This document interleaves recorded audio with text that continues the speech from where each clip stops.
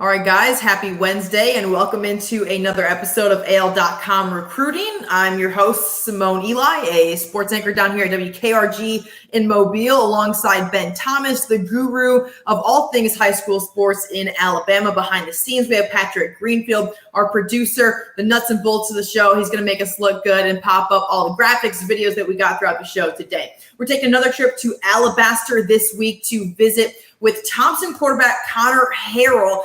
Been a fantastic player for the Warriors for the last couple of seasons, going into his senior season now, Ben. And this guy has been just a huge talent, really a dual threat guy with a heck of an arm. We've seen what he's done at every single stage of his career in Alabaster. And right here at the state championship game, Ben, he got injured, but what a performance prior to that injury.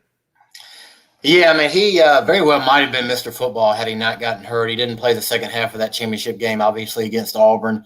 Probably is the leading candidate for Mr. Football this year, but he is the third straight Thompson quarterback to win Class 7A Back of the Year, and kind of came out of nowhere. I mean, obviously they had Talia Tagovailoa, who's now at Maryland, and then Sawyer Pate following him, and this guy, Conner Harrell, had been there playing behind them and waited his turn and was great for Mark Freeman's team last year, and now is returning, and high expectations for him this year.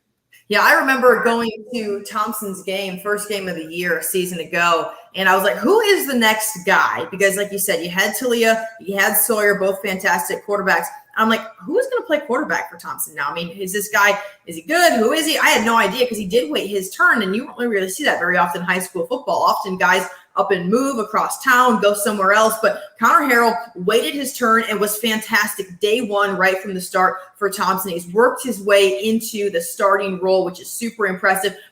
We talked to Conner. Ben, you talked to Conner. He took a trip to Alabaster, spoke with Conner about summer workouts, how things are going there at Thompson right now. For Mark Freeman, take a listen. 2022 quarterback Conner Harrell, the reigning 7A Back of the Year. Conner, thanks for being with us. Tell us about summer practice. How's it going so far? They're going good. We just came from a choice 7-on-7. We had two teams in it, both teams made it to the semifinals. We won it all. So summer practice is going good. We're in the install process, 7-on-7, and everybody's working hard. This is where we win state championships at. How you guys were not able to have 7-on-7 last year due to COVID. How valuable is that to y'all this year, leading to next year? That's definitely valuable. A big part of our offense is 7-on-7 stuff. Different routes, and being able to work it more with our team and then against other coverages will help us a lot during the season. What about your injury? You got hurt in the championship game. Are you 100% back? Where are you now? I am 100%. I think the first test was definitely that 7-on-7. I did it the whole day. My arm feels great. I'm getting back in the weight room, doing all the good stuff, so I'm good. Goals for this year? What are they? When I say championship, that's the number one goal. Everything else work itself out. So first of all, the great news for Conner is that he says he's 100% now going into his senior season after that injury that took him out of the state title game against Auburn. Of course, the Warriors came back and won that game in unbelievable fashion. And Ben, when you look at his stats from last season, they're just unheard of. I think it's pretty clear why the guy was the 7A Back of the Year. Yeah, you can see Patrick throwing those stats up now, more than 3,500 yards passing. Look at that touchdown interception ratio, Simone. 42 touchdowns, 3 interceptions. I'd say that's pretty good. Also 6 rushing touchdowns for Conner. And, here's the thing. Mark Freeman has been known as not only a great coach, but an offensive guru during his time at Bessemer Academy at Spanish Ford and now at Thompson. And so you wonder, is this kid just a product of the system? No, he's not. He's really that good of a player, and I think you're going to see more of these numbers for him. Look at that, accounted for 48 of 78 touchdowns for Thompson. And as we know, as we know, they still won the state championship last year without him playing in the second half, but come on, it was a little, shall we say, fluky. It was. A little bit fluky. Trey Roberson went in there and did, what he could as a Thompson wide receiver coming in to try to play that quarterback position. But I think it's safe to say Auburn had their hiccups down the stretch there. Obviously, Thompson ended up the winner, but you look at some of the offers that Harrell has. Arizona State, I know he took a visit there.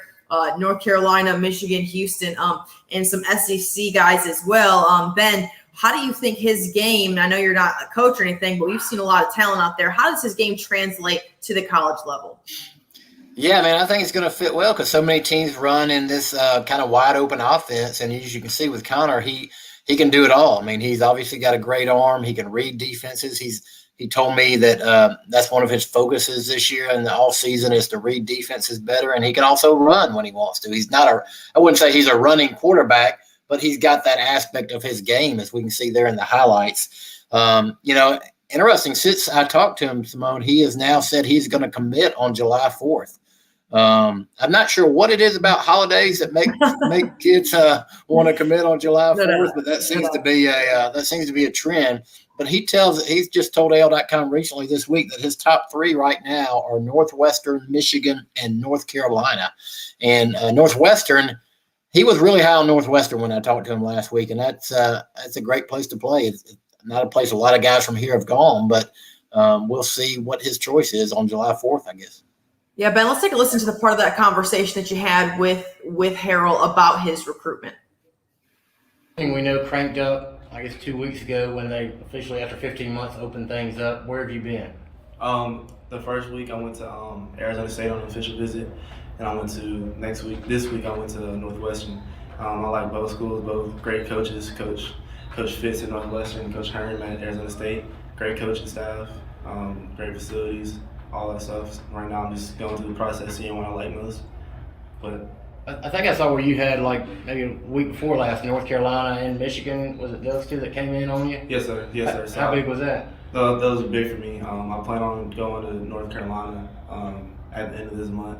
I plan on going to Michigan. I got to fit in somewhere because they're going to give us 4 weeks to take official visits and visits and stuff. But I plan on fitting Michigan in there somewhere. So what are you looking for in a school? What it needs to hit you for you to commit there? I'm definitely looking for a great offense, a great coach, stability, great school, great atmosphere, all the good stuff. So, are you close? I mean, when do you have a timetable on when you want to commit, or what's going to happen, or are you just playing it by ear? Right now, I'm playing it by ear. I think there will be a feeling that I have when I know I want to commit.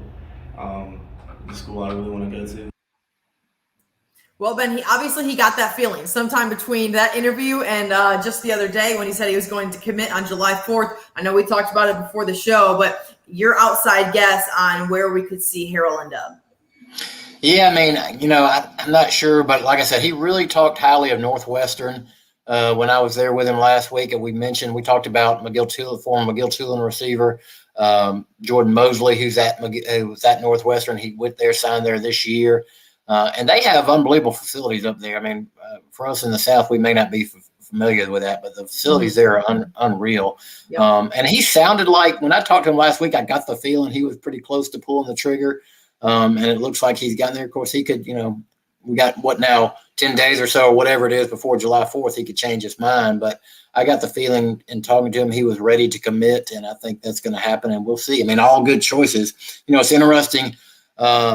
He had talked about Alabama might offer him a blue shirt or whatever. Auburn hadn't really offered him yet. So it looks like another quarterback going out of state. But we've seen that in the last couple of years with some talented quarterbacks from Alabama going to out-of-state programs. We've seen guys go and do very, very well out of state as well. I see that for Harrell down the road. And one thing when you look at that 42 touchdowns, 3 interceptions, I mean, that takes a very intelligent quarterback to be able to not make that many mistakes. I mean, you can have guys that have all the talent in the world and still make mistakes. That tells me he can make reads. And there's one thing I know about Harrell is that he's a fantastic academic kid. Northwestern, an academic school. You don't go to Northwestern if you're not very, very good in the classroom. And I know from speaking to him, Ben, I'm sure you got the same feeling as well. Also talking to his coaches there in Alabaster, that he's a fantastic academic student athlete, which I think really says a lot about the type of person that he is. I think Northwestern will be a fantastic fit playing in the Big Ten. We've seen the Wildcats really, really ramp up at least last year and having some success on the field in a conference where they've struggled. Yeah, I mean, I think our millions of viewers here, Simone, can attest to that just on the video they just saw, how intelligent he is. And, like I said, Mark Freeman is I've always been known as an offensive guru, but you got to be a smart guy to play quarterback for him. I mean, a lot of his plays depend on reads, what's happening with this guy. Do you hand it off? Where do you throw it?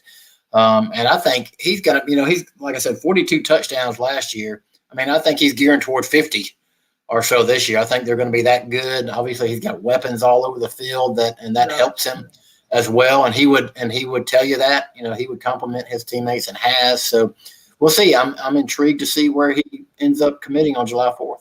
Yep. Now, as we enter late June, early July, a lot of these guys are wanting to make these commitments as fast as possible. We're going to shift gears a little bit to the SEC now, where Shemar James, the linebacker at Faith Academy, made his decision this past week, Ben.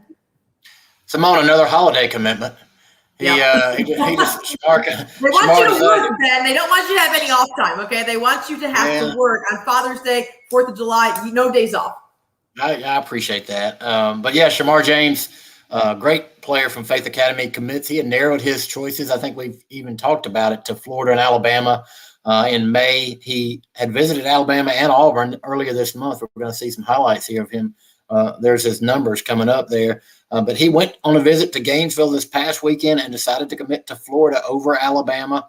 I've talked to him actually twice since that decision, and just kind of trying to pinpoint, look, what was the big difference? Obviously, two great schools, two great football traditions there in the SEC. And he told me the main difference, Simone, was how Florida planned on using him and versus how Alabama talked to him. And he talked about that he would be kind of a hybrid linebacker, would be able to rush the passer, also able to be dropped back in the secondary. And he said that was the main difference in why he picked Florida over Alabama.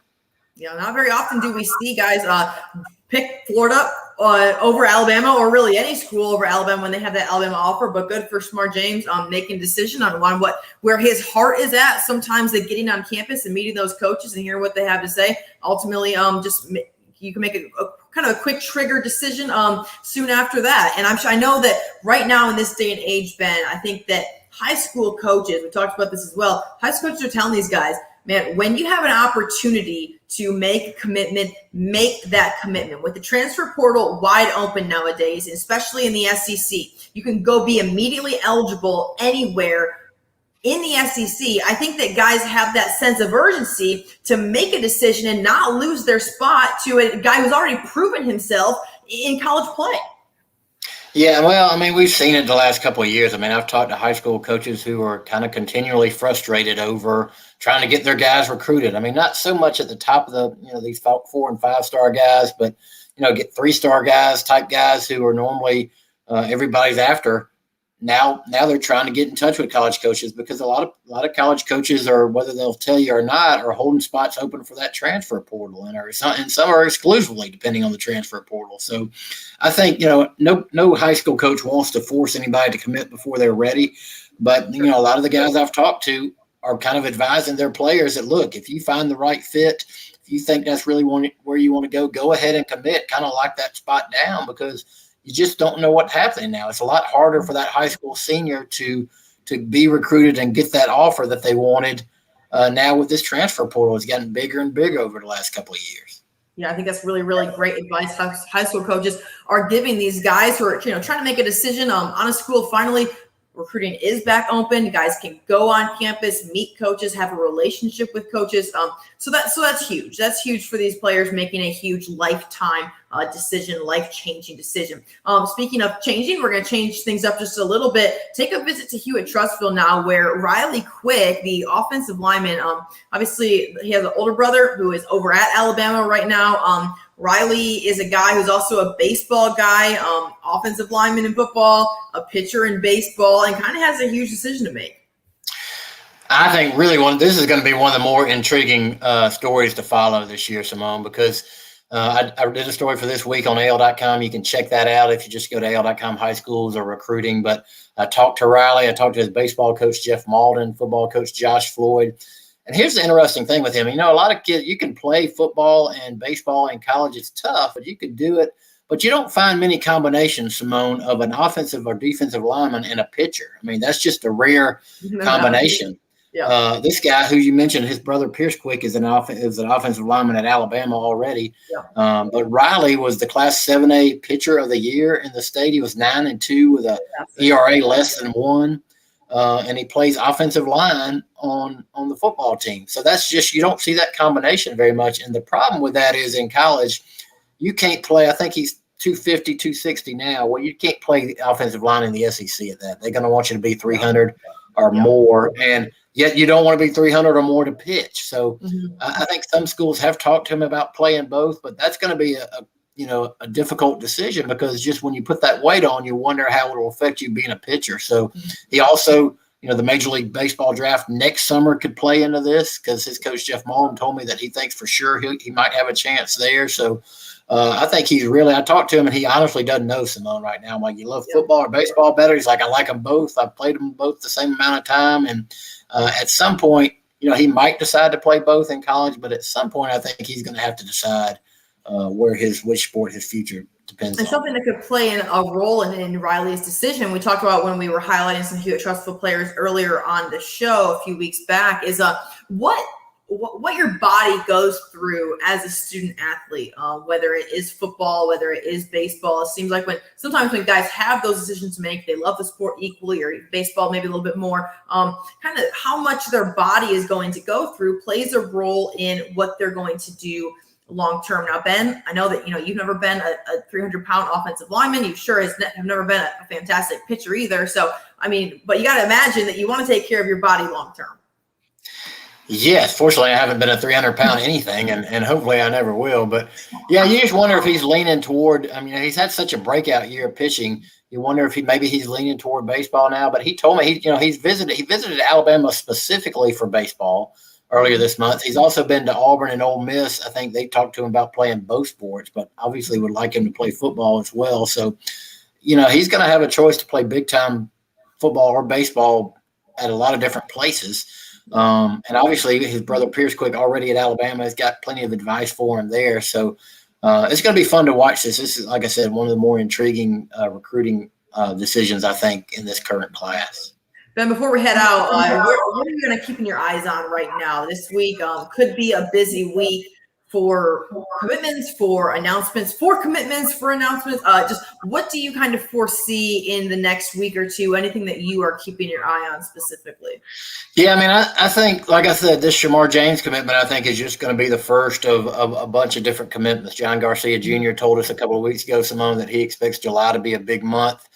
He, of course, is the SI recruiting director, and I think the same thing. I think you're going to start seeing a lot of commitments in July before fall practice actually begins. We already talked about Connor plans to decide on July 4th. We don't talk a whole lot of basketball recruiting, but Barry Dunning Jr. from McGill-Tulane, who is the top rising senior basketball player in the state, he also plans to make his decision on July 4th. And I think Carl Fauntleroy, a very good defensive back for Spanish Fort, has hinted he may decide. So I think in the next coming weeks, we're going to have a lot to talk about here on our Gold Standard show, Simone, because a lot of kids are going to be committing and getting that out there before, fall camp starts earnestly. When you were there in Thompson, did you hear anything about the Fagan brothers? They are there. I actually texted them. They were not there when I was visiting last Monday. I think they had actually been visiting UCF along with Jeremiah Alexander and had some plane problems. Were not able to get back in time. But I did text Mark Freeman this week, and he said, yes, Traquan Fagans is at Thompson High School now. So that's another guy to keep an eye on. You can see there Patrick has the list. This was the first list on our first show that we did of the top recruits. Most people consider these the top recruits in the state. Of course, there are a lot of others behind them, but as you can see now, 4 of these guys now committed already. Top prospect Jeremiah Alexander could make his decision anytime now, although he said he wants to do it at the All-Star game. But I get a feeling he may decide before that. But so far committed two to Alabama, Emmanuel Henderson, the running back from Geneva County, Robert Woodyard, the linebacker from Williamson. He's been committed for basically a year now to Alabama. Robert Woodyard, I saw him last week. Boy, does he look good, Simone. Shemar James now going to Florida, and Tanner Bailey, who we've also had on the show, the quarterback from Gordo, going to Oregon. So we'll see how these other guys follow suit. All right, Ben, great show. Patrick, behind the scenes, thank you so much. Guys, thanks for tuning in to another episode of AL.com Recruiting. We'll be right back here Wednesday at 12:30 next week. Stay tuned to our social media pages on who it is that we will be visiting with. You guys have a great Wednesday.